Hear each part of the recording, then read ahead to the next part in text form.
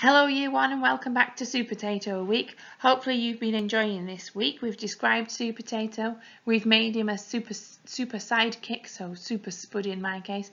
And then yesterday we had a slight change of plan because we needed to make a wanted poster after Captain Onion captured Super Spud and took him off to his lair.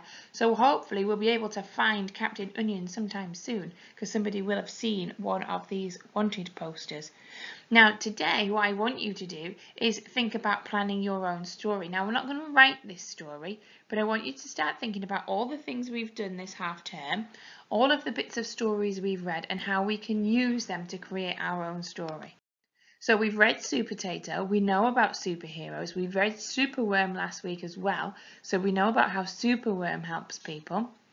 And we need to think now about how our story might work. So we're going to think about our story mountain. Now we know this really well by now. We know we can create a story by doing pictures in each box or little sentences in each box. But let's think about the story that has already happened to us. We already had Super Spud. Once upon a time there was a Super Spud. Now you can decide what happens in the one day box, but maybe this could involve your super sidekick.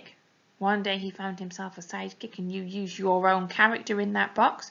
Or maybe you might just want to say that Super Spud was doing something.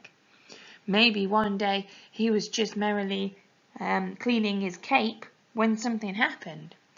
Then the unfortunately bit is unfortunately Captain Onion came along and captured Super Spud.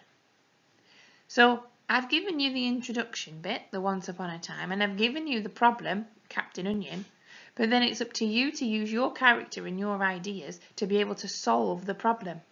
We've got a Captain Onion who's taken Super Spud, but how could you solve it? Is your super sidekick up to the challenge? Could he potentially, or she, potentially help to get Super Spud back again?